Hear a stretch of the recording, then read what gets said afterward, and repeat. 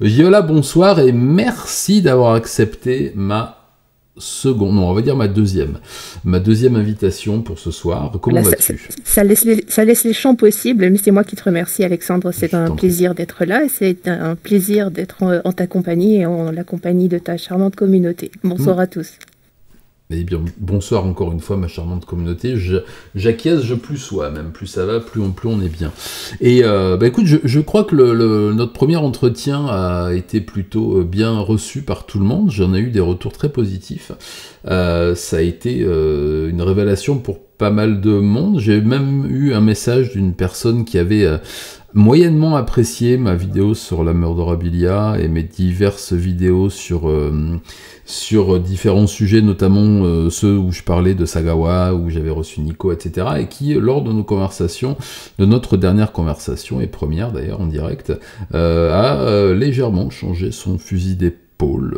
Donc, écoute, si ça peut contribuer à éveiller un peu la curiosité sur ces sujets-là, je suis très heureux. Je suis vraiment très heureux. Et aujourd'hui, je vais essayer de t'amener sur d'autres sujets, puisque j'ai terminé entre-temps de lire ton livre. J'y ai appris énormément de choses, j'y ai fait beaucoup de recoupements avec des choses dont j'avais déjà parlé et dont on parlera certainement ce soir. Mais, et une fois de plus, je vous invite, chers amis et spectateurs, et merci Christian Neko pour l'abonnement, c'est Caro, merci pour Caro, merci beaucoup, nous voilà, ah on est redescendu à 59 sur 100. Ah zut alors. Ah oui, parce que c'est le renouvellement, tout ça. Bon, désolé Viola, il y a il y a les interventions en direct à chaque fois, mais merci beaucoup. Et je vous encourage encore une fois à vous ruer. C'est des renouvellements primes, ça, c'est tout à fait. Je vous encourage une nouvelle fois à vous ruer sur le livre de Viola, donc son premier livre chez Camion Noir. C'est pas son premier livre mais c'est son premier livre chez Camion Noir et qui est vraiment une somme et qui est très agréable à lire, qui est plein de références qui vont vous parler, même si vous n'avez pas vraiment cette culture livresque sur déjà le sujet de l'hybristophilia, mais aussi sur la SK culture, sur toutes ces choses-là. Il y a des références assez accessibles et quand vous connaissez pas, c'est très simple. Moi, il m'est arrivé d'avoir des noms que je ne connaissais pas. Et non, c'est pas du name dropping, hein, c'est vraiment des choses importantes dont elle parle. Eh bien, vous trouvez très rapidement qui c'est. Et puis voilà. Donc, ruez-vous là-dessus. Ce soir, je vais essayer de tourner autour du pot pour pas vous révéler tout ce qu'il y a dans le livre. Mais j'ai trouvé tout un tas de petits points de réflexion et je voudrais qu'on en parle ensemble, voilà, donc voilà un peu le petit fil conducteur de la soirée. Est-ce que ça te va? Écoute, moi ça me va parfaitement, Alexandre, et je te remercie encore pour tes très chaleureux et sincères commentaires sur mon bouquin, en particulier le fait de souligner que ça puisse effectivement s'adresser à des personnes qui sont plus ou moins éloignées de cette SK culture, même si en réalité, pour peu que tu aies un pied dans la pop culture d'aujourd'hui, Tout à fait. tu es presque, voilà, tu es presque forcé d'avoir au moins vu passer, disons, même si tu ne t'arrêtes pas spécialement dessus, d'avoir vu passer des fictions, des choses plus ou moins romancées, suivies de documentaires, enfin, ces derniers temps. Et d'ailleurs, c'est une chose assez en rapport également avec l'actualité, même l'actualité française, hein, puisque tu n'es pas sans savoir les remous de l'affaire Le Landais. On va en parler tout à l'heure, ouais, tout à voilà, fait. J'avais prévu ça dans ma troisième page, tu vois, je me fais des petites notes sur des bouts de papier recyclés comme un petit vieux, et j'ai noté ça pour tout à l'heure. On va en parler effectivement avec l'heureuse paternité de ce brave Nordal, voilà, une belle famille basée sur l'amour, le respect des valeurs et bien sûr les vieilles valeurs chrétiennes de notre civilisation, je l'imagine. Évidemment. Évidemment. Et puis je me demandais au passage, en réaction également à ton propos et également à ce que me disait la journaliste et auteure, anthropologue Agnès Giard, qui a également lu mon livre, qui a eu la gentillesse d'en faire une chronique dans Libération. Est-ce que quelque part ce serait pas également un point de vue féminin? C'est peut-être... les femmes qui écrivent ou qui font des vidéos dans le domaine du true crime ne sont pas une rareté. Par contre, j'ai effectivement, j'ai vu peu de femmes plus ou moins ouvertement hybristophiles prendre la parole, et peut-être que ce livre, enfin en tout cas c'est un petit peu le... Je ne vais pas parler de main tendue forcément, mais on ne va pas donner dans le niais ou dans la grandiloquence, mais c'est un peu une jonction entre des mondes qui me semblaient soumis à une incompréhension constante, quoi, entre la mise en avant des hybristophiles dans les médias pour leur taper dessus, ou les regroupements très fermés dont je parle également, les communautés d'hybristophiles qui sont dans un entre-soi quasi total. Voilà, moi ça me paraissait intéressant de faire cette liaison et de parler également d'un point de vue féminin qui est peut-être moins courant, et peut-être la réaction que tu as eue était peut-être également en lien avec ça, quoi, par rapport à ça fait partie des notes, interventions de Nico. Tout à fait. Oui. Je pense que ça doit être, il doit y avoir un rapport très très clair. Ça fait partie des notes que j'avais prises justement sur ce rapport de l'hybristophilie et justement du point de vue féminin, parce que c'est quelque chose qui revient aussi dans ton livre. T'en parles même à un moment comme d'une espèce de... Moi j'ai senti qu'il y avait un tiraillement dans cette approche de l'hybristophilie, c'est-à-dire que on pouvait quasiment arriver sur une forme de masculinisme contemporain, c'est-à-dire l'instinct primaire de l'homme qui est capable de tuer, l'homme protecteur que peut incarner la figure du tueur en série, du tueur de masse, etc., pour des femmes peut-être un peu perdues, en manque de repères, et qui chercheraient à se rattacher à quelque chose d'animal. Et de l'autre côté, le romantisme et la romantisation plutôt du tueur, avec, tu le dis en introduction, mais t'en reparles après plusieurs fois, mais c'est vrai que c'est quelque chose que je retrouve moi aussi chez les fans de SK Culture, tout simplement. C'est-à-dire, on a d'un côté cette romantisation presque gothique des tueurs du 19e, de Jack the Ripper et compagnie. On a ce côté punk après, et puis un peu plus dans le métal extrême, ou des choses de gens qui veulent se rendre plus underground, ou de femmes qui veulent rentrer de plein pied dans la contre-culture et envoyer bouler tout ce qu'on leur a demandé d'incarner. Et je trouvais qu'il y avait cette espèce d'antagonisme entre ces deux approches. Toi, par rapport à ça, parce que je connais un peu la réponse, parce que j'ai lu ton livre jusqu'à la fin, mais pour ceux qui nous regardent, est-ce que toi, tu te positionnes par rapport à l'une ou l'autre de ces positions-là ? Ben oui, absolument. Et comme tu le dis, comme tu as lu mon livre, la réponse te paraîtra évidente. Mais bien sûr que j'étais dans le second cas de figure. Je dis étais parce que ça relève principalement de la période de mon adolescence, où, bien entendu, c'était de ma part alors une volonté d'exploration des recoins les plus sombres de ce que je pouvais trouver. Et puis, j'en reparle à plusieurs reprises, c'est vrai, mais il y a une telle différence entre l'accès à la culture et a fortiori à la contre-culture est possible de nos jours avec les moyens de diffusion, de communication actuels, et ceux dont je disposais donc dans ces magnifiques années 1990 et début les années 2000. Donc forcément, oui, ça relevait, je veux dire par là que l'aspect de quête interdite qu'on contribuait en fin de compte à cette approche, quoi. C'était vraiment, comme tu le disais, quoi. Il y avait quelque chose de cet ordre-là aussi qui était véhiculé par les groupes en vogue, et puis les courants un petit peu plus marginaux, avec des gens comme Gigi Allen aussi, voilà, et puis des artistes contemporains particulièrement extrêmes, et des groupes punk underground, et l'aspect gothique qui m'attirait également beaucoup, forcément, avec toute cette romantisation dont je dirais que... Alors, elle ne m'a pas quittée dans la mesure où je l'ai constaté encore tout récemment. Je suis partie un peu là actuellement sur un autre sujet artistique, mais qui finalement relève de la même logique, et j'y fais allusion aussi. C'est la fascination pour la mafia, le monde du crime organisé, la façon dont le cinéma s'en est emparé avec des figures qui sont légendaires, emblématiques, et pour lesquelles je ressens, et j'ai ressenti depuis... je ne me suis pas appesantie dessus dans le livre Hybristophilia, parce qu'il a fallu faire des choix, parce que le thème est immense, et voilà. Mais j'en parle un petit peu, et actuellement, on voit également, il y a une tendance sur TikTok notamment du style mob wives, c'est-à-dire femmes de mafieux, femmes de drug lord, enfin voilà quoi, avec une esthétique tape à l'œil, tapageuse, et tout un... Et toute une flopée de séries, effectivement, de documentaires. C'est ce que j'allais dire. Disponibles. Je pense que la fiction n'y est pas pour rien, parce qu'on a vu ces dernières années l'explosion d'un côté des programmes True Crime et des séries True Crime, et de l'autre côté même des fictions True Crime, et de l'autre côté effectivement des séries de gangsters, mais qu'il a les idéalisés. De Peaky Blinders par exemple, que je trouve par certains aspects insupportables et par d'autres intéressantes, a même créé une mode vestimentaire qui est créée de toutes pièces sur un imaginaire, parce que quand on voit des photos des véritables Peaky Blinders, il faisait un peu plus clodo quand même que Dandy, hein, on va pas se voiler la face, c'est interdit d'ailleurs.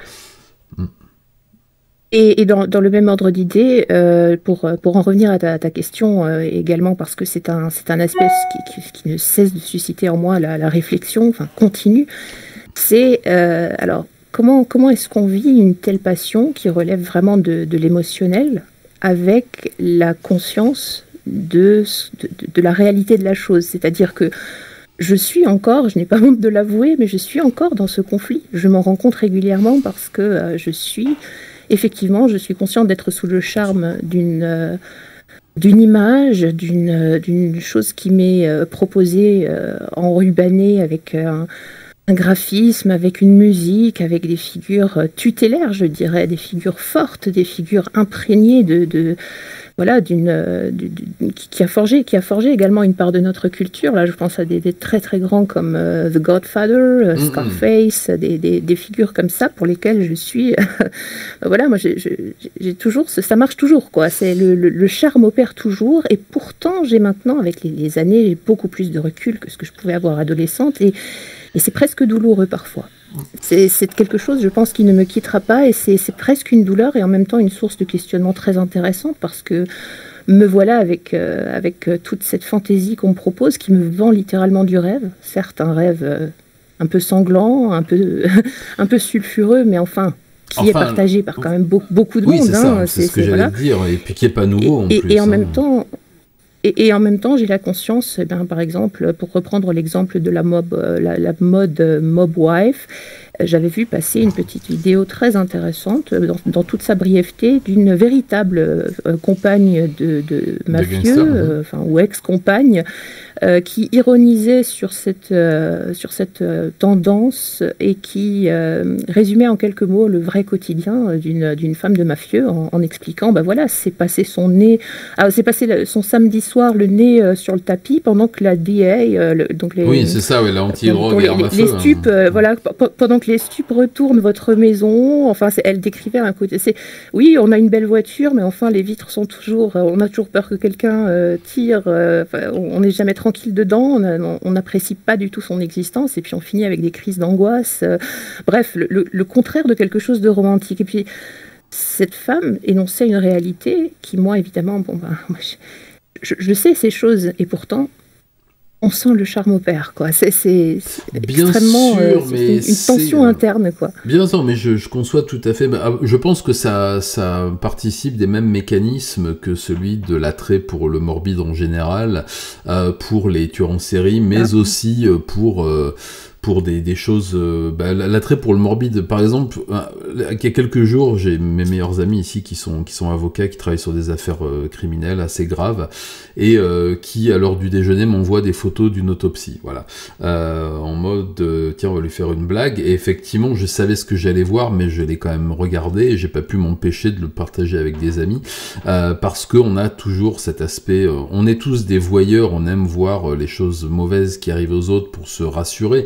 Quand on est enfant, quand on regarde un film d'horreur, soit on a un ricanement qui arrive pour se mettre bien à son aise, comme beaucoup de youtubeurs True Crime, on en reparlera de cette heure, j'ai bien aimé ce passage de ton livre, soit parce que, le fait de constater qu'il y a plus malheureux que soi, je vais utiliser des maximes populaires, mais qui sont, à mon avis, qui cadrent avec ce dont on parle, le fait de voir le malheur des autres, la souffrance des autres, vous conforte, vous, dans votre quotidien.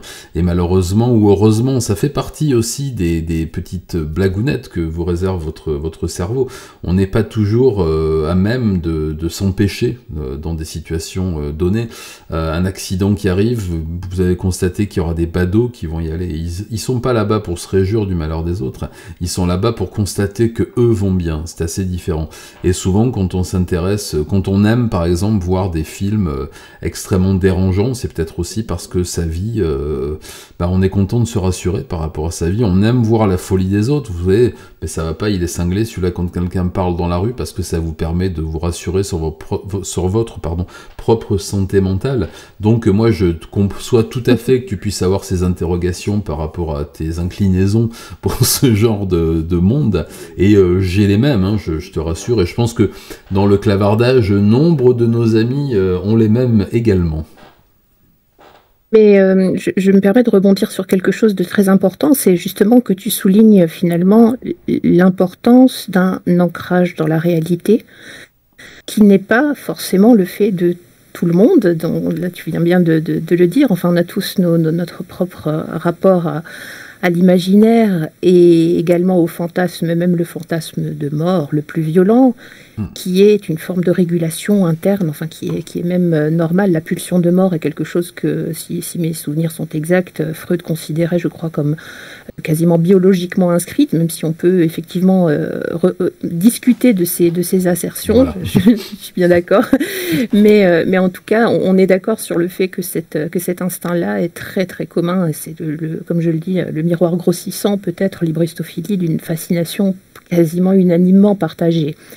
Ceci dit, et ça peut également varier en fonction des périodes, une période de fragilité, une période de perte de repères, pour une raison ou une autre d'ailleurs, est-ce que quelque part, c'est vraiment toute la question, est-ce que nous serions poussés peut-être par un environnement culturel parfois plus propice à une violence, à partir du moment où il y a une sorte de conjonction, tu vois, des facteurs différents qui rentrent en ligne de compte, une période de dépression, une période de... Je ne sais pas, ce sont des questions que je me suis effectivement souvent posées. Les périodes où on laisse... Qui est le plus susceptible de déraper, tu vois, c'était... non, mais je suis entièrement d'accord. Qui se sont posées, voilà. Et ça relève après aussi... Columbine. Après Columbine, ouais, mais j'ai bien senti que ça avait été une période fondatrice de toute la démarche qui est la tienne aujourd'hui, mais tu sais, c'est toujours les périodes, ce sont, toujours les périodes de doute, de fragilité, comment dire, d'événements tragiques ou considérés comme tels dans une vie qui font qu'on est plus susceptible d'accueillir des choses qui peuvent vous faire du mal. Par exemple, on est plus à même d'adhérer à l'enseignement et d'une secte ou d'un groupe sectaire quand on est en période de fragilité.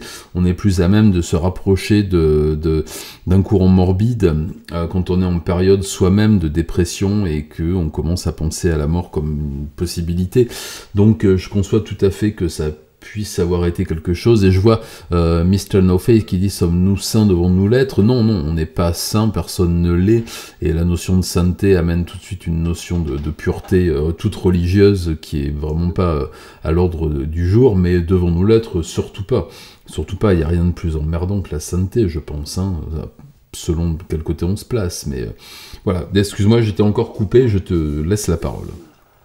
Non, je t'en prie, c'était une simple intervention sur ton propos. Et puis ensuite, il est vrai que le regard féminin dont tu parlais en rapport avec cette violence voyeuriste, bon, il y a également la dimension de la séduction. Alors là, on est peut-être plus dans cette imagerie du crime organisé dont on parlait.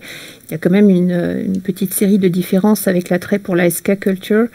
Je dirais que c'est un peu comme pour les tatouages, les représentations d'assassins qui sont passés dans l'histoire sont effectivement considérées comme plus acceptables. Il semble y avoir une hiérarchie subtile, et celle-ci m'intéresse beaucoup parce que je la découvre très subjective et pas forcément extrêmement logique, si tu veux. Si on s'en tient à un simple... nombre de victimes, chose voilà, qui est une sorte de statistique, si on peut dire.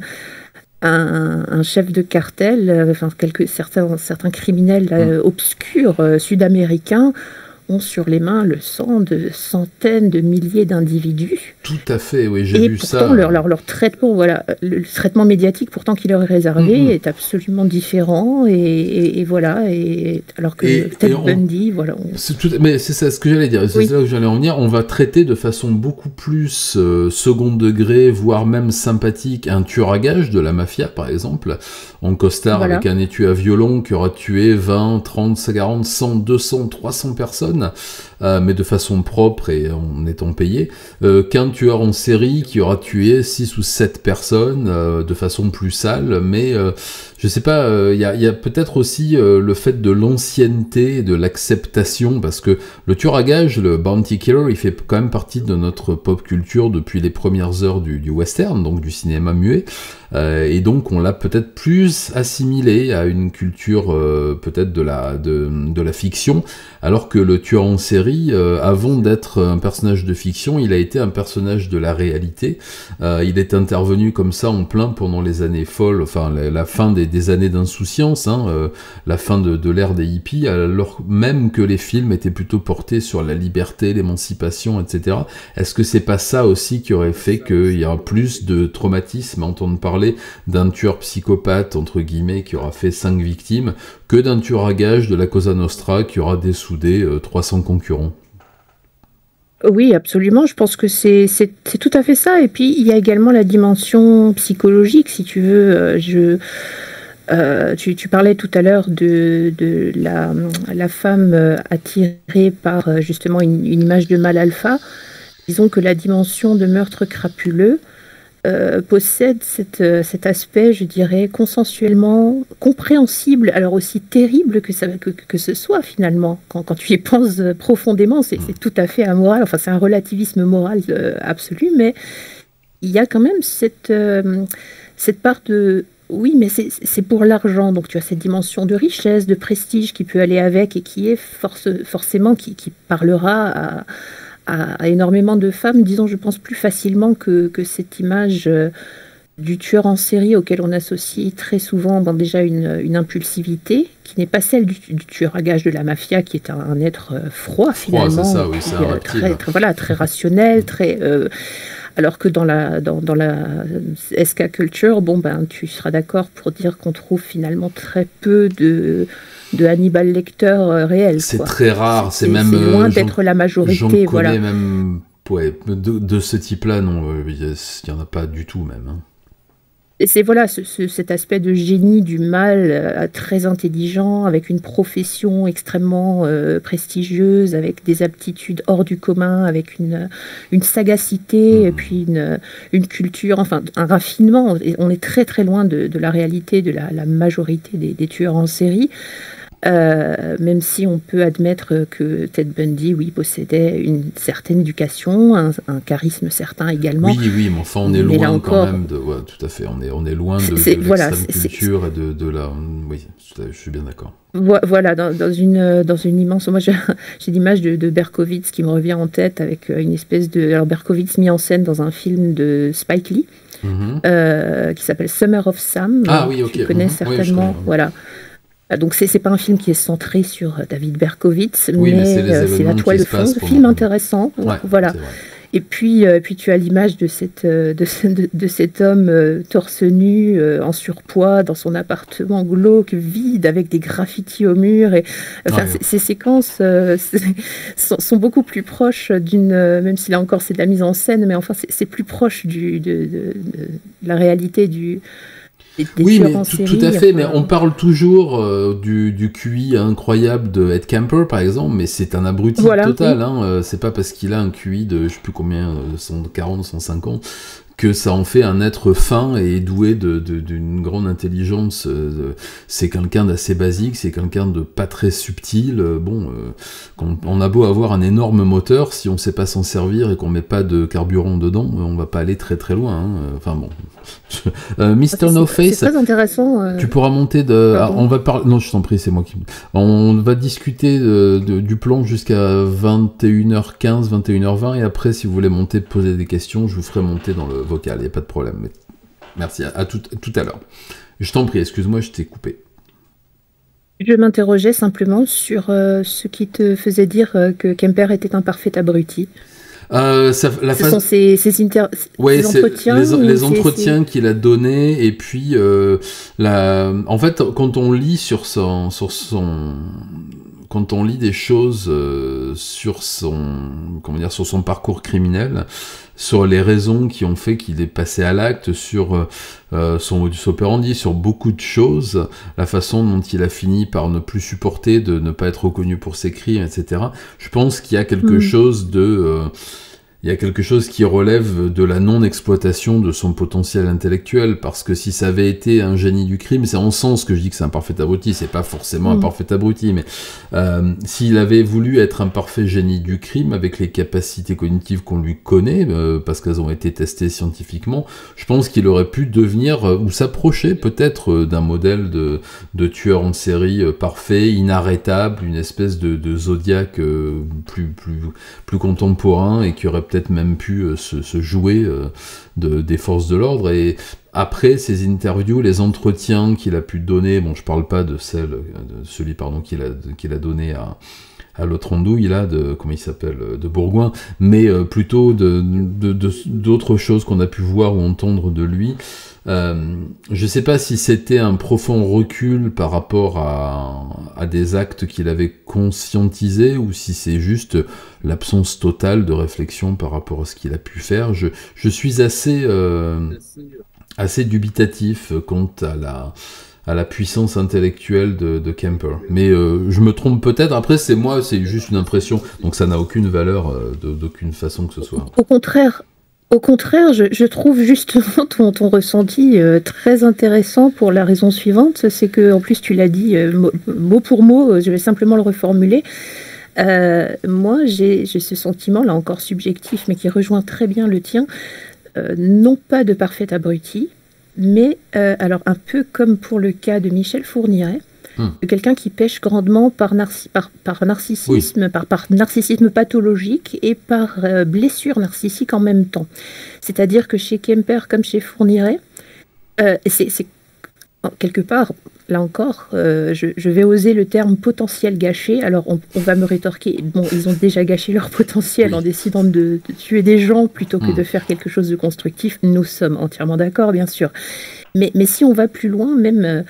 on va dire dans l'image qu'ils ont souhaité se donner d'eux-mêmes, là c'est quelque chose que le docteur Zaguri, me semble-t-il, souligne au sujet de Michel Fourniret. Voilà, c'est que finalement sa culture était... la culture qu'il possédait, sans nier qu'il en possédait effectivement, tout ça a été mis à mal par ce désir enfantin et finalement naïf, bêta, de se mettre en avant, tu vois, de vouloir à tout prix. Et c'est un peu la remarque que tu fais au sujet de Kemper, finalement, et c'est intéressant comme cette vanité, cette fêlure profonde que ces assassins portent, finalement, a porté préjudice absolument à tout, quoi, même à cette... Et pourtant, ça, on ne veut pas le voir, ou très peu. On préfère garder cette idée de... comme tu l'évoquais, Kemper... Mindhunter est une excellente série, mais elle a contribué à forger cette image assez légendaire d'un Edmund Kemper qui serait effectivement un génie. Oui, c'est ça, c'est ce qui a été aussi...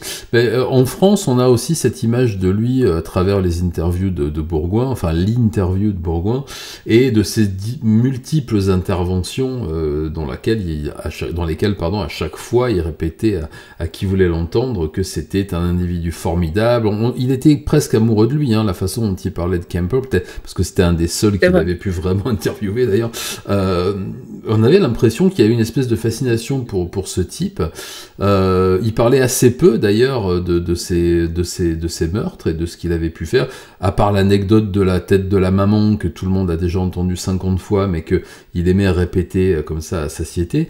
Mais je pense que oui, effectivement dans Mindhunter il y a peut-être aussi une espèce je sais pas, de romantisation du personnage. Je sais pas vraiment d'où ça vient, ou peut-être aussi parce qu'on l'a tellement répété qu'à force ça finit de rentrer dans les têtes, quoi, hein, comme beaucoup de choses. Ouais, je pense que c'est plutôt ça, ouais. Je pense que c'est quelque chose de cet ordre-là. Et puis là, ce dont tu parles pour notre Stéphane National, ça relève encore une fois d'une dynamique de narcissisme pathologique qui s'entretient de l'un l'autre très facilement, puisque forcément, en le rendant plus spectaculaire encore, lui-même se mettait en même temps en avant, tu vois, il bénéficiait du même... il jouissait de l'aura qu'il construisait au personnage, surtout quand les ressources étaient encore limitées, quoi. Il y avait très peu de choses sur le marché. Il y avait les livres de Bourgoin, et puis les gens connaissaient essentiellement Kemper grâce à lui, quoi. Quelques documentaires de France 3 qui passaient à des heures tardives le dimanche soir après le dernier film en noir et blanc.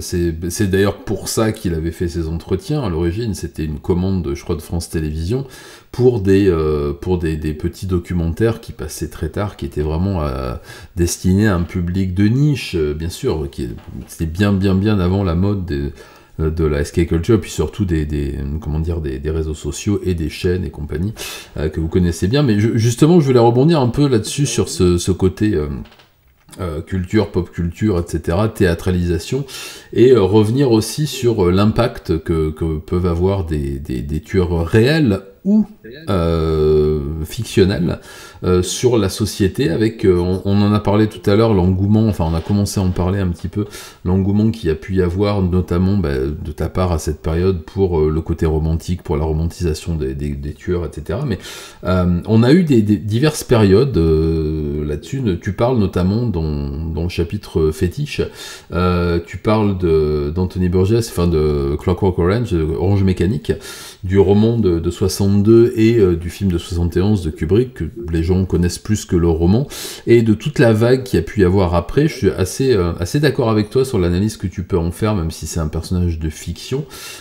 Et Alex, à qui je dois mon prénom, merci papa, qui était un fan de Burgess, a donné... Incroyable. Oui, je sais. Oui. Alors ma maman a toujours dit que c'était Dostoïevski, mais non, il s'appelait Fedor, maman. Je dis, ah oui, pardon, c'est lequel qui s'appelait Alexandre? Je ne sais pas, mais un autre. Voilà. Non, mon papa a toujours assumé que c'était Smart Alex dans le roman d'Anthony Burgess. Heureusement, et pourtant je porte des chapeaux melons. Il y a peut-être un truc un peu inconscient, alors sauf les soirs de Voilà, oui. Il doit y avoir un machin qui vient. Et étais-tu au courant, je pense que oui, que dans les années 80, moi à l'époque où j'étais punk, il y avait un courant qui s'appelait justement Clockwork Orange, qui venait d'Angleterre, et qui avait comme fascination principale et comme identité vestimentaire et culturelle le film de Kubrick, dont certains groupes phares comme The Addicts par exemple, qui était un groupe de punk, enfin il existe toujours un groupe de oi, punk rock oi anglais, ne parlait que du roman de Burgess et compagnie, et dont le mouvement, le leitmotiv de ce mouvement était effectivement ultra-violence, bière et stupéfiants. Je trouvais ça... Est-ce que tu as connaissance de ce courant? Est-ce que tu as connaissance de ce qui a pu se passer après? Et est-ce que toi, tu le relierais de façon... Parce que là, on est bien sûr sur une fascination pour un personnage fictif. Est-ce que tu pourrais le relier avec les choses dont tu as parlé dans ton livre et dont on parle depuis quelque temps? Non, pas vraiment, parce que, comme tu le dis, c'est rattaché à la période plutôt des années 80. Il y a une culture que je connais vraiment donc je n'ai pas du tout intégrée. Donc effectivement, ça n'a rien d'étonnant, parce que effectivement, le visuel du film de Kubrick est très en résonance avec cette image oi, punk, avec ce côté extrêmement violent véhiculé aussi par l'imagerie du hooligan. Donc là aussi, avec une flopée d'attributs très reconnaissables, des marques bien spécifiques. Enfin, je sais que c'est une culture à part entière, mais que je connais là pour le coup beaucoup moins. Ça a beaucoup moins été mon univers. Par contre, je pense que là encore, on retrouve la même logique, effectivement, déjà de distinction par le biais de l'accessoire, comme le livre, le film également sont vraiment il y a un parti pris esthétique qui est très très fort. Il y a des descriptions également dans le livre des vêtements spécifiques qui sont portés par les jeunes. Voilà, et c'est tout un ensemble de codes qui effectivement, ça ne m'étonne pas du tout que ça ait pu parler à un mouvement et à une génération et correspondre à un malaise social ressenti, puisque les dystopies traduisent quelque chose de l'époque où elles voient le jour. Oui, et puis finalement Burgess. Oui, c'est ça. Mais les jeunes Anglais, parce que c'est un mouvement qui a été très concentré sur l'Angleterre, hein, et surtout sur les banlieues pauvres, notamment Birmingham et compagnie, très peu en France, un peu, mais beaucoup moins.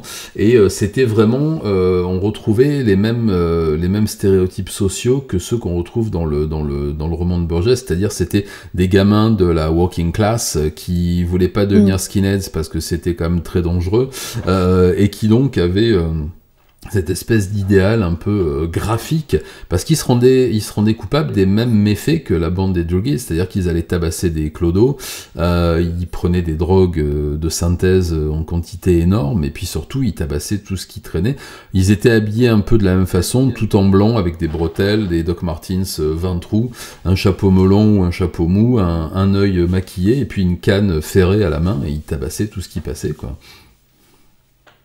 Un visuel, là encore, extrêmement fort, avec des symboles très clairement identifiables. C'est ce qui fait la bonne recette. C'est ce qui a été repris d'ailleurs, comme j'en parle, par les deux de Columbine, justement, qui avaient préparé leur attentat jusque voilà, leur attirail, leur matériel de guerre, mais également de guerre symbolique, si j'ose dire. Et tout ça, effectivement, c'est quelque chose qui entretient fortement une légende, et puis qui permet également, comme tu le soulignes, et c'est un signe de rassemblement, peut être plus ou moins dirigé vers l'extérieur ou rester de l'ordre d'un petit clin d'œil plus ou moins discret. Là, en l'occurrence, avec une violence décomplexée comme celle-ci, on est dans la déclaration de guerre, si tu veux, qui passe dans un premier temps par l'étalage des attributs redoutés, devenus redoutables par la connotation que le film leur a apportée, quoi. Puisque, à la base, nous sommes d'accord, le chapeau melon est un objet innocent, les bretelles également. Mais voilà, tu combines tout ça, tu as cette espèce de langage, les signes et les vecteurs d'une communication. C'est comme les mentolons, on a parlé après, tu le sais mieux que moi, du gang des mentolons, qui sont aussi maintenant clairement identifiables, à tel point que dans le milieu du tatouage, qui est un milieu que je connais bien et qui contribue aussi à perpétuer cette SK culture, cette contre-culture, cette sous-culture, comme vous voulez les appeler. On a aujourd'hui clairement identifié un tatouage récurrent dans certains milieux, qui est la silhouette des deux gamins de Columbine, soit en noir sur fond de peau, soit qui reprennent les éléments graphiques de la photo qui a fuité, je ne sais plus dans quel magazine, quelques semaines après tu sais, c'est la photo de police où on voit les deux corps. Oui, c'est ça. Oui. Voilà. C'est le National Enquirer. C'est l'Enquirer qui a fait ça. Et on retrouve maintenant, c'est un élément qui est tellement intégré à la pop culture que en deux regards, on a identifié qui ils étaient. De la même façon que quand on voit un visage hirsute avec une croix gammée entre les yeux, même très symbolique, on sait qui c'est. De la même façon, enfin, il y a énormément d'éléments de cette culture, de la SK culture, donc de la pop culture et de la contre-culture, qui sont vraiment tellement intégré qu'on en ajoute par strates. Et c'est vrai que ça a commencé aussi avec ces images, tu parlais de Gordon Heschel par exemple, 2000 Maniac et compagnie. Ça a commencé aussi à faire qu'on a pu identifier certains éléments de cette contre-culture qui ont petit à petit apporté comme une espèce de... Alors c'est pas vraiment un palimpseste, parce que le palimpseste on efface et on réécrit par-dessus, mais là c'est plutôt comme un millefeuille de pop culture qui s'auto-alimente, puisque il y a des criminels qui se sont inspirés de fiction. Et justement je voulais rebondir là-dessus pour arriver à un autre sujet. Tu parles de Guinea Pig 2, Flower of Flesh and Blood, qui est un film dont nous avons parlé avec l'ami Az la semaine dernière. qui est un film extrêmement important à mes yeux, mais aux yeux de beaucoup d'autres, puisque c'est un film qui a posé les bases aussi du body horror japonais en 1985, ça fait quand même quelques années déjà, de Hideshi, pardon, qui ne fait plus grand chose, enfin qui essaie de sauver sa carrière depuis 40 ans et qui a beaucoup de mal à le faire, et qui a fortement inspiré un monsieur dont j'ai énormément parlé dans mes vidéos, dans mes livres et dans pas mal d'entretiens, qui est Miyazaki Tsutomu, le monsieur qui a donc tué, dépecé, mangé, violé, etc. des jeunes femmes, des jeunes filles, pardon, pas des jeunes femmes, des jeunes enfants, même entre 6 et 15 ans, et qui possédait plusieurs copies du film Guinea Pig 2, qui est le plus abouti, on va dire, dans l'horrible, dans l'immonde, mais qui est quand même avec des vues plus artistiques et plus esthétiques que véritablement militantes. On y parle mais du kidnapping d'une jeune femme et ensuite de son dépeçage méthodique, image par image, de la façon dont on pouvait le faire, c'est-à-dire à base de maquillage très bien fait des années 80. Est-ce que toi, tu as déjà, au cours de tes investigations, est-ce que tu as déjà été confronté avec des admirateurs, entre guillemets, c'est-à-dire des gens qui considéraient comme un élément d'intérêt ces tueurs tels que Miyazaki Tsutomu? Et est-ce que tu penses que l'auto-alimentation comme ça de cette pop culture, de cette subculture, pour les tueurs en série qui ensuite vont réalimenter la culture, qui va tu vois ce que je veux dire, cette espèce de serpent qui se mord la queue. Ah, bien sûr, oui. Vas-y, ma question oui, non, mais je vois, je te laisse.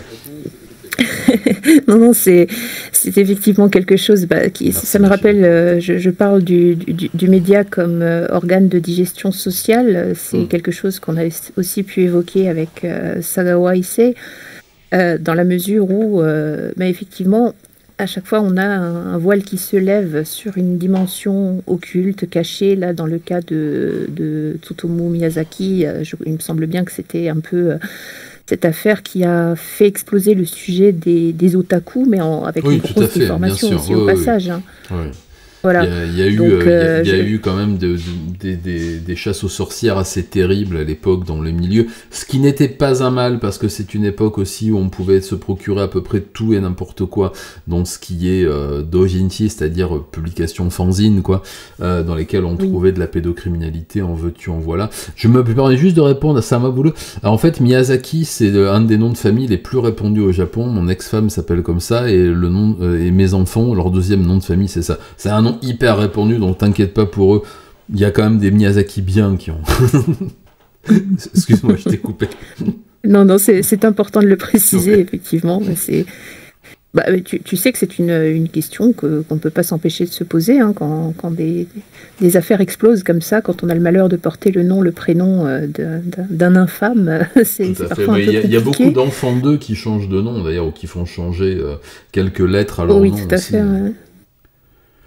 Oui, voilà, mais oui, en tout cas, pour en revenir à ce tueur en particulier, on a assisté à quelque chose aussi. Est-ce que ça a été grossi selon toi ou pas? Je l'avais entendu, en tout cas, cette hypothèse que cette formidable collection de vidéos, de mangas qu'il possédait, ça aurait été... il ne fait pas de doute que c'était quelqu'un qui en possédait énormément, mais est-ce qu'on n'a pas grossi un peu le trait sur ces pas tant que ça, pas tant que ça, parce que moi j'ai des photos que j'avais mises un peu sur ma vidéo de son appartement tel qu'il était quand on l'a arrêté. Oui, je m'en souviens, ouais. Qui est une espèce d'immonde fatras de doujinshi, de fanzine, de magazine, de pornographie, de cassettes vidéo. Il avait une énorme collection de cassettes vidéo, beaucoup de cassettes vidéo pornographiques très extrêmes, avec de la pédopornographie, en veux-tu, en voilà. Hein.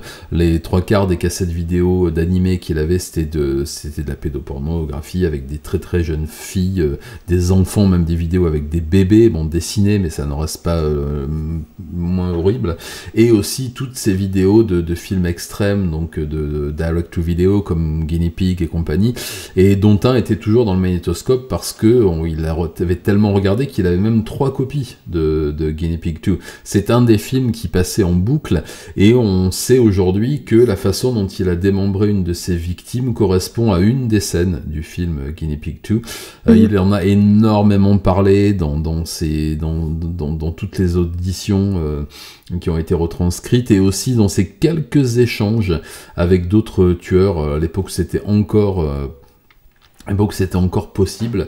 Il a quand même avoué, ce qui a aussi totalement ruiné la carrière de Hino Hideshi, le réalisateur, qui a été complètement foutu après ça, parce que ça a été immédiatement associé à ça, mais il était aussi fan de comment ça s'appelle, Urotsuki Doji, qui est une série d'animés pornographiques avec des tentacules qui rentrent partout dans les dames, là, qui est peut-être moins réaliste. Oui, cette spécificité japonaise assez étonnante spécial, quand on découvre pour la première fois, mais oui. C'est particulier, faut être spécial pour être excité par ça. Personnellement, j'ai jamais pu, mais je ne juge pas les goûts des autres, les goûts et les couleurs. Alors, je peux me permettre un petit aparté. Tu vas peut-être pouvoir me confirmer ou m'infirmer mon souvenir. Il me semble que c'est quelque chose déjà de plutôt ancien qui se trouvait déjà dans les estampes, et qu'il y a une estampe de Hokusai, une peinture. C'est Hokusai, n'est-ce pas? C'est le rêve de la femme du pêcheur, quelque chose comme ça. Tout à fait, avec un poulpe qui est collé à une partie intime de la dame. Tout à fait, ouais. Et oui, ça fait partie de l'imaginaire érotique japonais depuis très très très longtemps. Il y a des peintures de Hiroshige aussi, de Kuniyoshi, de beaucoup d'autres, où on voit aussi des éléments comme ça on voit des éléments de tentacules, de fruits de mer divers et variés. Il n'y a pas que la pieuvre, il y en a d'autres aussi.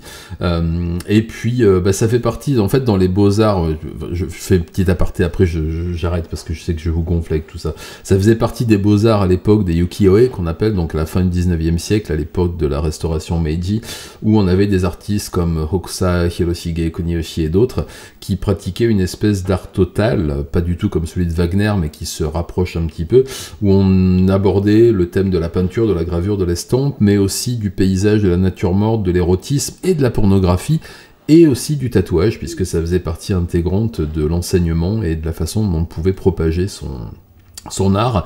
Et l'ancêtre des tatoueurs grand public, on va dire, japonais, dont l'arrière-petit-fils m'a tatoué le dos il y a bien longtemps, Horiyoshi, qui était le premier, maintenant c'est Horiyoshi 3, son ancêtre, puis son neveu maintenant, peu importe, je digresse. Donc ce premier tatoueur a codifié aussi tous ces éléments du ukiyo-e pour en faire des modèles qui sont aujourd'hui toujours les mêmes, qui ont été modernisés par des tatoueurs occidentaux, mais au Japon, quand un tatoueur de Irezumi ou Horimono continue à tatouer comme à l'époque, il garde ces codes-là, et on retrouve énormément d'éléments de pieuvres, de tentacules, et aussi de la petite bouche avec les petites dents là, dans des tatouages érotiques qui sont notamment pour certains un élément d'apparat pour certaines oiran, c'est-à-dire les prostituées. Attention, les geishas sont pas des prostituées, en tout cas pas comme de la façon dont vous l'entendez.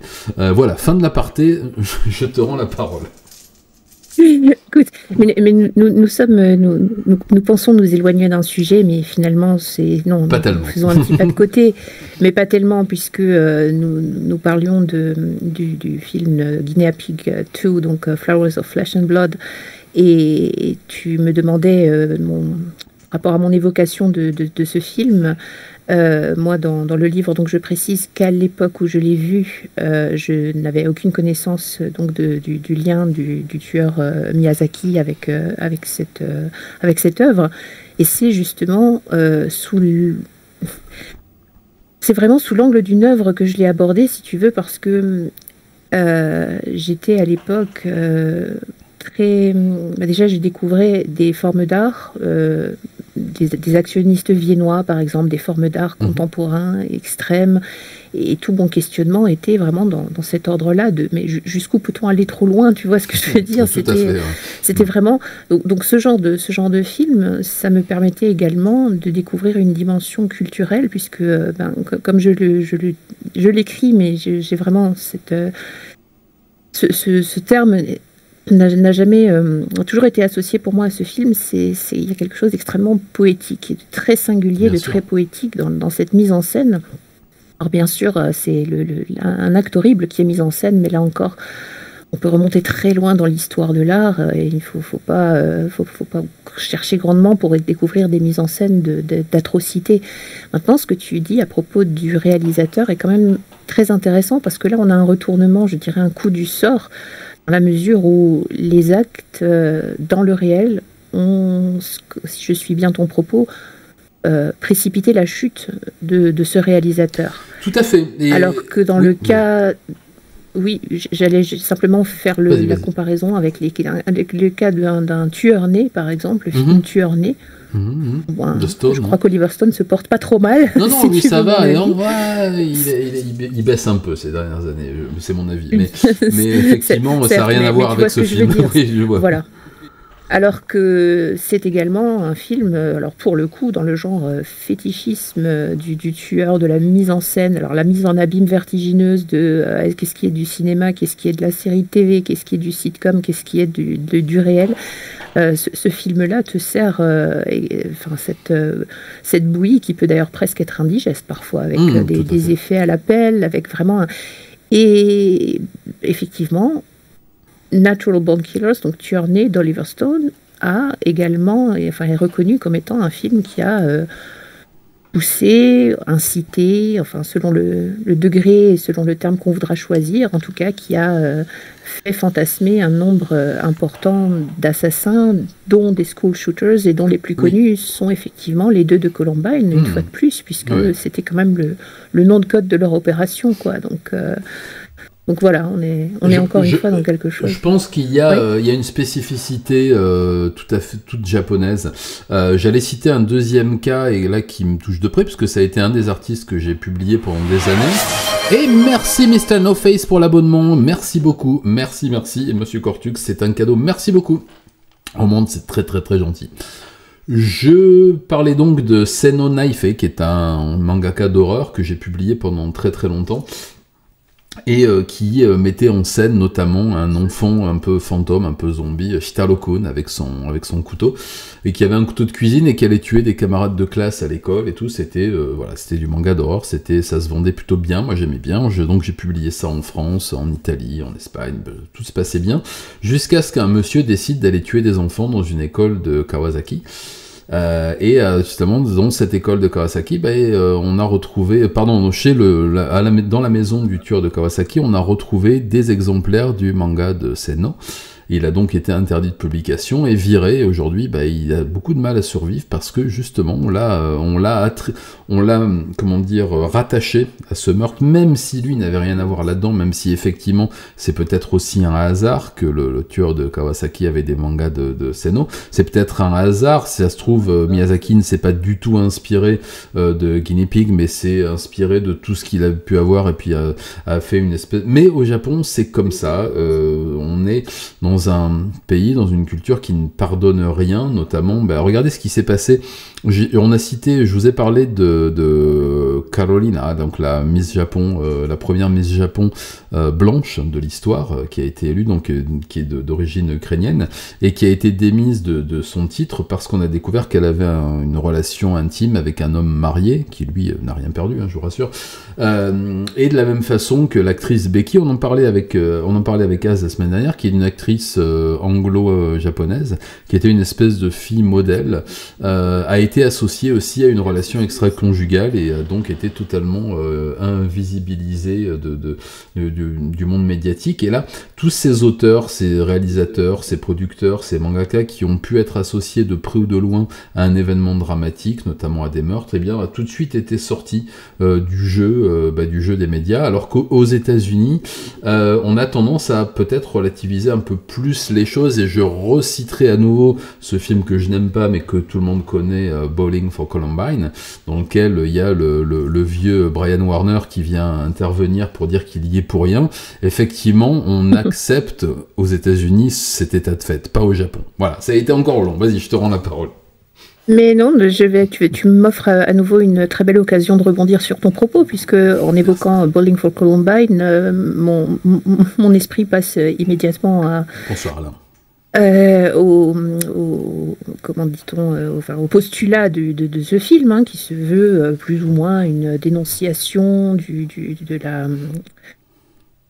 pas vraiment du port d'armes, je dirais, mais plutôt de la mentalité liée aux armes à feu aux États-Unis. C'est ça, ouais. Alors c'est Michael Moore, hein, là encore, on adhère ou pas, mais il faut reconnaître que son film a effectivement une part dans la culture, dans la Columbiner culture, qui est encore une sous-catégorie de la sous-catégorie de la SK culture, tu vois. C'est vrai. Techniquement, d'ailleurs, ce ne sont pas des serial killers, hein, ce sont des mass shooters, spécifiquement des school shooters, donc des tueurs scolaires, hein, je choisis de traduire ainsi. Mais là où ça m'intéressait, c'est quand ton intervention m'a fait me rappeler d'un propos que j'ai relevé, que j'ai déploré à cause de mes convictions personnelles, mais c'était intéressant de constater qu'un défenseur du Second Amendement aux États-Unis, un fervent un partisan de la NRA, enfin le vrai supporter, quoi, le Charlton Heston, et qui était dans si tu veux, il prenait cet argument culturel pour appuyer le sien, et je trouvais dommage que les deux camps se tirent dans les pattes. C'est-à-dire, alors qu'il y avait, je précise, il y a une certaine cohérence quand même dans le propos. Son argument, si je peux le résumer ainsi, ça donnerait foutez la paix aux détenteurs d'armes à feu, c'est notre droit fondamental en tant que citoyen des États-Unis, blablabla. Oui, genre jusque-là, aucun problème. Et ensuite, c'était attaquez-vous davantage à Hollywood et à la culture qui propage de la romantisation. Et tu vois, il se servait d'un argument pour attaquer l'autre. J'ai trouvé ça un peu dommage, et je rebondis juste par rapport à ce que tu parlais de la spécificité culturelle japonaise. Tu vois, encore un troisième axe, et certainement en Amérique du Sud, ça doit encore être différent, puisque là encore, la criminalité n'est pas, son traitement n'est pas, comme on le relevait tout à l'heure, n'est pas le même, mais voilà, ce côté où on se renvoie la balle, moi je te dirais qu'au Japon, c'est quelque chose dont je l'ai souvent entendu, mais tu pourras certainement le confirmer encore ou l'infirmer une nouvelle fois. Les questions de santé mentale, j'ai entendu également cet argument de dire ne vous en prenez pas aux mangas violents, occupez-vous plutôt de la santé mentale des jeunes japonais qui effectivement est en crise, et puis surtout qui souffre de cette mentalité d'omerta et de silence et de honte. Et tu fais un peu référence à ça dans Girl X. Je m'en souviens, quoi, cette idée que non, une fille intelligente et de bonne famille, c'est très embarrassant qu'elle souffre d'un problème psychologique. Tout à fait. Voilà. Et j'avais entendu également cet argument qui disait, quelque part, je serais effectivement là plutôt d'accord, hein, évidemment, même très d'accord. Pour moi, l'intérêt... Écoute, dans mon existence, je pense que c'est ton cas également, les amateurs, en général, l'immense majorité d'amateurs de films, de mangas violents, de films extrêmes, et quand je dis extrêmes, je parle pas de sauts ou de ce genre de choses, effectivement, je te parle vraiment des pseudo... les pseudo-snuff, c'est tout ce qu'on trouve sur le marché parallèle. Les tortures porn, ou des choses extrêmement pénibles à regarder, comme le film sur l'unité 731 de Iskanov, voilà, des choses qui sont vraiment du cinéma, qui dures. Et par rapport à ça, moi, l'immense majorité des amateurs de ces genres sont des personnes que je considère, alors encore en jugement subjectif, mais personnes que j'ai toujours considérées plutôt saines d'esprit, agréables, sympathiques en général et bien stables dans leur existence, dans leur immense majorité. Hein. Et donc, j'aurais plutôt tendance à dire, effectivement, la priorité pour moi serait de s'occuper des signes avant-coureurs qui relèvent justement du développement éventuel d'une pathologie, d'une dépression profonde qui peut mener à ce genre de choses. Tu vois, l'accent est davantage mis là-dessus. Là, si on relève si tu veux, une corrélation entre quelqu'un qui s'isole et qui effectivement a un tel entourage culturel, bien sûr qu'en additionnant les deux, on peut trouver ça préoccupant. Dans Girl X, il y avait des signes avant-coureurs, même si l'intérêt pour la médecine est un intérêt bien sûr, mais c'est honorable. Ce sont des... Voilà. Oui, mais elle montre justement, excuse-moi, tant que j'y pense que mon cerveau vieillissant a tendance à faire... Je t'en prie. Je rebondis en parlant une fois de plus de Sakakibara Seito, donc l'enfant tueur d'enfants, donc je suis en train de traduire l'autobio, qui lui aussi, dès la petite enfance, a montré des signes extrêmement troublants hein, d'attirance pour le morbide, qui tuait des animaux, qui tuait les chats des voisins, qui écrasait des grenouilles, qui torturait des enfants plus jeunes que lui, et dont les parents ont pu assister aux agissements, les voisins, la grand-mère, et qui n'ont rien fait parce que avoir un enfant taré, comme il disait, c'est vraiment la traduction littérale, c'était inenvisageable. De la même façon que ce politicien qui a assassiné son fils, qui était Hikikomori, et qu'il voyait en train de partir à la dérive, a préféré tuer son propre enfant plutôt que de l'amener dans une institution pour le faire soigner. Ah, tu avais parlé de ça effectivement dans je sais plus si c'était dans un dossier Satsujin ou... Ça doit être sur une suite, ouais. Mais c'était extrêmement intéressant, ça m'avait beaucoup marqué. Et il y a quelque chose qui me revient dès lors, c'est parce que là encore c'est très très délicat, la santé mentale est très loin d'être une science exacte.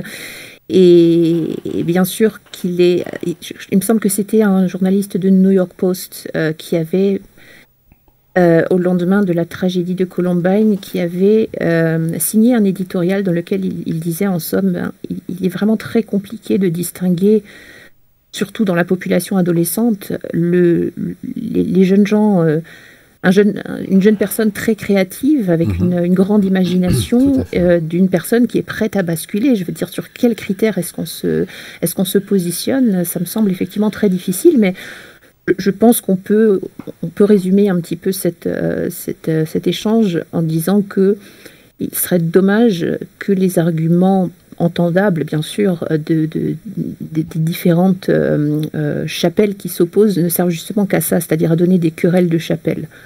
Et on peut encore constater, une fois de plus, à quel point le criminel, qu'il soit serial killer, otaku tueur, ou enfin, peu importe son contexte culturel, mais on peut constater à quel point sa figure cristallise les tensions et les frustrations et les débats de société qui sont latents.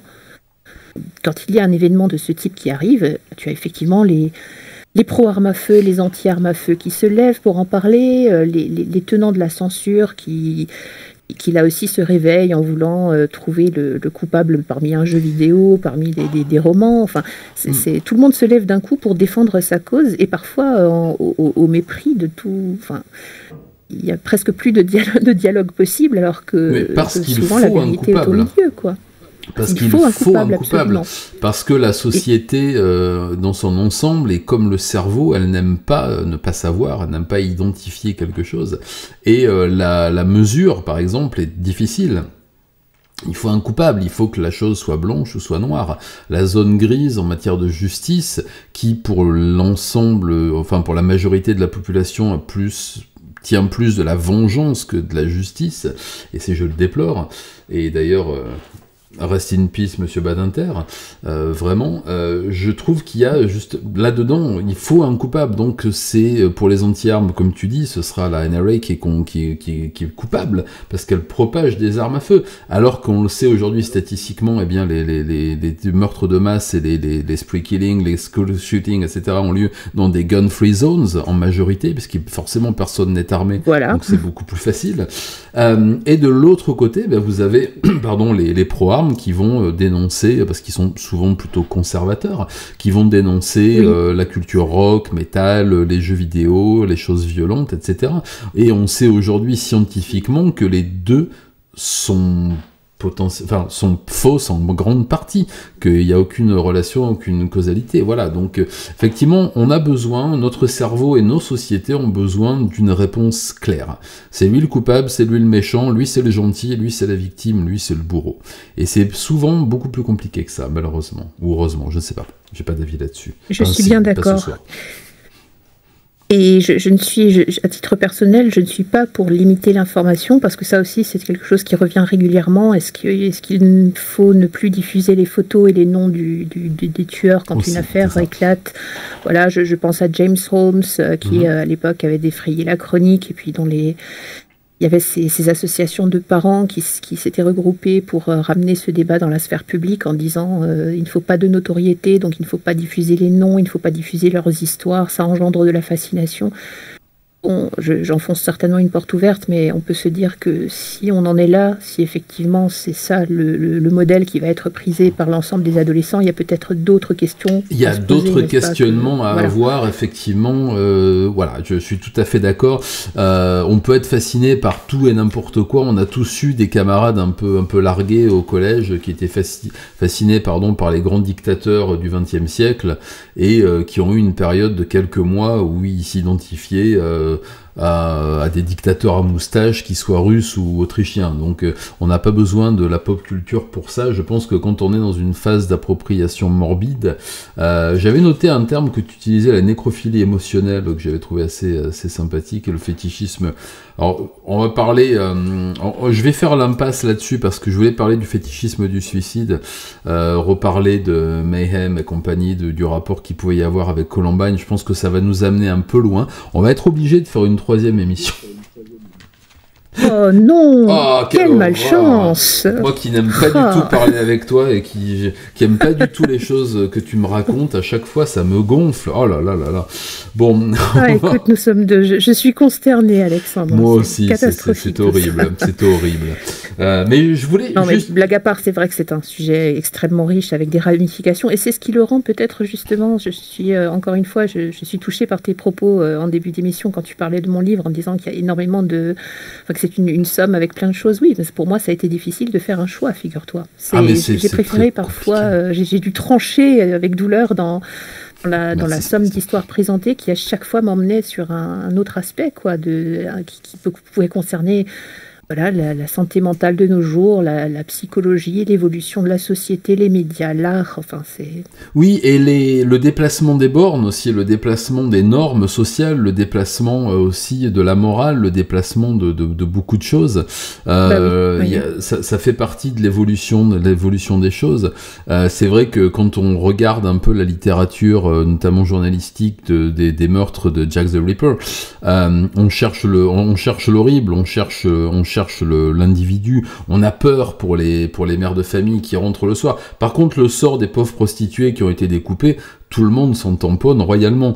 Aujourd'hui, on a un peu, heureusement, évolué, on s'occupe plus des victimes dans les médias mainstream, je veux dire, on s'occupe plus des victimes que du bourreau, jusqu'à ce qu'on le trouve et qu'on en fasse une icône et une figure un peu vendeuse pour d'autres... Enfin, voilà, et du coup, on voit que les bornes changent, que les buts se déplacent au fur et à mesure et qu'on n'a plus du tout le même type de réaction et ni même le même type de société. On n'agit pas de la même façon dans une société post-industrielle comme l'Angleterre de la fin du 19e siècle et dans une société post-moderne avec des moyens de communication de type Internet et compagnie, où par exemple dans l'Angleterre de Jack the Ripper, Luca Rocco Magnotta aurait été impossible, ou Girl X, des choses comme ça. Tout à fait. Donc et puis il y a certaines... Vas-y. Pardon, mais oui, voilà, je ne pouvais pas m'empêcher de penser à certaines affaires. Il a fallu que certaines affaires absolument atroces et tragiques explosent pour qu'on prenne conscience. Tu parlais par exemple du meurtre de prostituées. Je pense immédiatement au Green River Killer. Gary Ridgway. Gary Ridgway, oui, c'est vrai. C'est ça, voilà. Ou même... il y en avait un autre, mais enfin, si on reste sur celui de la Green River, c'était quelque chose qui était notable dans cette affaire. C'était presque comme s'il avait la permission. C'était une population de seconde zone. C'était des prostituées, c'était des prostituées très souvent toxicomanes, accros au crack notamment. Enfin, oui, tout à fait. C'était quelque part des rebuts de la société qui n'intéressaient pas. Et c'est ce qui lui a permis d'être aussi prolifique aussi longtemps. L'enquête plus tard a révélé que il y avait un peu comme dans l'affaire Dahmer, mais c'est beaucoup moins connu, quoi. Là, en l'occurrence, Pour Dahmer, Oui, c'était parce que Dahmer, c'est dans le monde aussi de l'homosexualité des années, des années 70-80, où c'était encore un milieu caché, camouflé. Bien sûr, quand la victime, quand le spectateur ne peut pas s'identifier à la victime parce que il n'appartient pas à ce milieu-là et que c'est un milieu qu'il méprise. J'ai parlé aussi de l'éventreur de Tokyo qui a sévi dans les années 50-60, qui ne tuait que des prostituées. Il a eu un palmarès très long et très prolifique parce que qui se soucie du sort d'une jeune femme, voilà. Et tout à fait, je suis tout à fait d'accord avec ça. Et aujourd'hui, alors bien entendu, je pense que ça relève aussi du théâtre. Tu parles aussi un peu plus avant dans un autre chapitre, dans le 4e, je crois, de cette nouvelle vague de podcasts, de YouTube, etc., de l'attrait qu'il peut y avoir pour le true crime, mais avec, et on va... D'ailleurs, tu parles de Joyeux Luron à la langue bien pendue, j'espère que je l'ai noté, j'espère que j'en fais pas partie. Non. Je sais pas si je peux mentionner, mais c'était... En plus, ce sont des choses que j'apprécie plutôt. Il y a un podcast, ce ne sont pas les seuls, mais The Last Podcast on the Left, par exemple. Ok, je vois. Je ne sais pas si tu connais... Si, on en parle très souvent. J'ai dû en écouter un peu de temps en temps parce que j'essaie de... Mais oui, je vois tout à fait. Et il y a d'autres youtubeurs et podcasteurs qui sont à peu près aussi dans ce même type de style, on va dire. Mais je vois tout à fait... Alors en français en français, je ne sais pas trop, parce que ça, pour moi, c'est très spécifiquement américain quand même. Non, français, il y a, non, mais... Lights Out. Oui. Le Lights Out podcast, par exemple, qui est dans ce style-là également, mais ce sont pratiquement que c'est sur le YouTube états-unien. En français, je ne sais pas, tu pourras peut-être me dire. Non, en français, c'est un style très particulier. Alors moi, j'en connais certains sont des copains ou des copines, donc je vais pas me permettre d'émettre de jugement. On va dire que c'est beaucoup plus pour un public... mainstream, je sais pas comment dire autrement, tout en restant correct. Conventionnel, voilà. On va pas aborder des choses. Disons que c'est fait d'une certaine manière. Tu parles du ricanement, tu sais, du ricanement de certains dont je parlais tout à l'heure, d'ailleurs, à propos des films d'horreur quand on est enfant. Je trouve qu'il y a chez certains de ces youtubeurs, podcasteurs francophones, ces choses de l'ordre du ricanement nerveux par le biais de petites blagues, de petites références pop culture, parce que c'est très compliqué. Il y a la surenchère. Tu parles d'une surenchère en matière de réprobation, d'appel à la morale, de rappel à la morale et à la moralité publique, chose qui n'existe pas dans le milieu de la SK culture, de la murderabilia, etc., mais qui est surjoué par le milieu aujourd'hui du podcast et du YouTube francophone de True Crime, et c'est quelque chose que je trouve assez dérangeant, parce que on fait le même métier, on en parle à chaque fois avec Nico, mais on va arrêter d'en parler parce qu'on est toujours d'accord, donc on va tourner en rond au bout d'un moment. Il y a cette espèce d'appel à la pureté qui fait que, je gagne ma vie avec du true crime, mais je réprouve fortement les agissements immoraux de cet horrible personnage, et je suis de tout cœur avec les victimes, il n'y a qu'elle qui compte. Oui, mais le titre du podcast, c'est pas la mort tragique de Machine. Cassie Bernal ou de... Voilà, oui, c'est tout à fait. Alors, c'est là que j'y vois une hypocrisie totale, et c'est pour ça que j'ai beaucoup plus d'intérêt à explorer le monde underground, que ce soit de la SK culture, ou même... C'est pour ça que ton livre m'a parlé, parce qu'il fait appel à toutes ces cultures-là, à toutes ces références qui sont beaucoup plus parlantes pour moi que les références que citent systématiquement les nouveaux podcasteurs. Et malheureusement, certains youtubeurs qui s'essaient à l'écriture, c'est rarement une réussite. Pardon, je digresse. Non, mais tu émets une opinion sur un milieu que tu connais, que je ne connais pas, en tout cas que je ne connais pas de l'intérieur, mais il va sans dire que je ne le cache pas du tout. Encore une fois, on n'a qu'à se référer aux annexes de mon livre pour constater que Internet et YouTube a été une source d'information pour moi et d'observation, également un terrain d'observation, tout comme les podcasts dont nous parlions. Je dirais que c'est là... je vais oser parler d'ambition d'auteur. Oui, tu peux. Peut-être là, mon ambition, c'est d'avoir signé un bouquin qui ne soit pas justement truffé d'appel à la morale, ou comme l'a écrit Agnès Giard, qui est une vision de l'intérieur, mais qui n'est pas non plus celle de quelqu'un qui est dans le milieu du true crime, si tant est qu'une telle chose existe. Je serais, par exemple, le terme de true crime n'est pas le premier qui me vient quand j'évoque ton travail. Ah non, non, du tout. Moi, voilà, mais on va dire que ce milieu existe, ses intérêts existent, et me voilà qui suis à la fois quelqu'un qui ne baigne pas dans cette culture, comme je le dis, je ne collectionne pas de murderabilia, c'est pas quelque chose, je n'ai pas non plus j'ai pu en avoir par le passé, mais je n'ai pas un style vestimentaire avec justement des t-shirts à l'effigie de tueurs ou des choses comme ça. Il n'y a rien de tel dans mon environnement, dans mon apparence. Non, mais tu as une charmante casquette que je n'ai pu m'empêcher de remarquer depuis le début de l'émission. Un t-shirt du dernier tour que j'ai acheté pendant un des derniers concerts de Black Sabbath. Ouais, tu affiches tes couleurs. J'affiche mes couleurs, c'est voilà. Ça. Mais voilà, mais en tout cas, c'était une des ambitions, en tout cas, de cet ouvrage, c'était celle-ci. C'était de dire, bon, ben, au final, je ne suis pas... j'avoue simplement avoir, plus qu'à mon tour, succombé, en tout cas en esprit, toujours en fantasme, à cet attrait du mal, à cette séduction de figures honnies, de figures redoutées, haïes. Et en même temps, je peux me distancer de cet attrait, comme j'en parle souvent, de sublimation, par le biais d'une sublimation, et également d'un examen que j'ai voulu le plus honnête, et je t'avouerai que ça n'a pas été forcément évident ni facile, comme je crois que je te l'avais dit, mais je ne suis pas partie immédiatement en écrivant, en voulant intégrer mon expérience personnelle. Tu sais, c'est au fil de l'écriture que je me suis aperçue que je ne pourrais pas y couper. On est obligé d'y passer.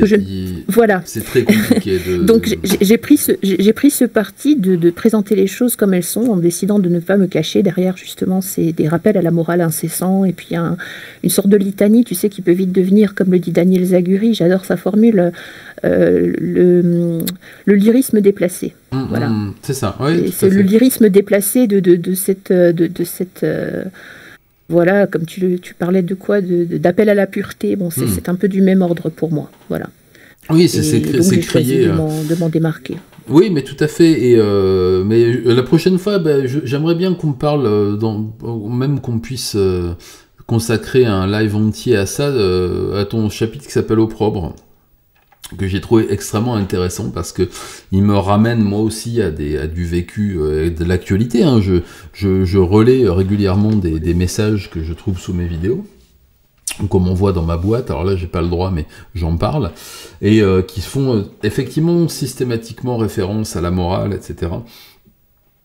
Tu parles de la façon dont on définit les femmes, bien sûr, hébristophiles, les détraquées, inconscientes, paumées, etc. Et j'aimerais bien qu'on puisse parler de ce rapport à la morale. J'essaierai d'avoir notre cher Nico avec nous, si possible. Et petit aparté, je suis invité... tiens, je m'entends... Ah non, c'est bon. Je suis invité à un débat sur une chaîne religieuse, justement, pour débattre avec des catholiques. J'aimerais bien... Oui, ça va être très intéressant. Je mettrai les liens. C'est le 21 février, et il y a des